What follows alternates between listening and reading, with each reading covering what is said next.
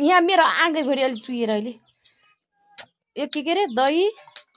डल्ले खुर्सानी यतै छ है कहीँ भागेको छैन चिनी धेरै भएछ चिनी धेरै दही थोरै भयो हैन कस्तो सूर्य आयो क्या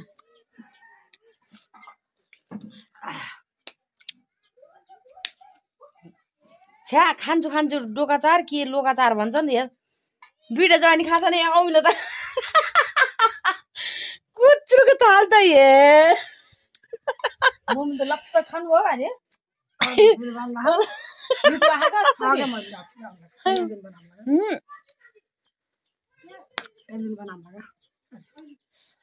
दही हाले दामी हुँदैछ हैन पहिलो बार खाइनु दही हाले अर्को मेरो भिडियोमा त उ आहा के घाम परेर किरिबिरी चाहे जस्तो अचम्का हो यस्तै गरेर थुत्नु अलि नदेखिने गराएर काली बनाएर हालिदिनु पर्छ के फेरि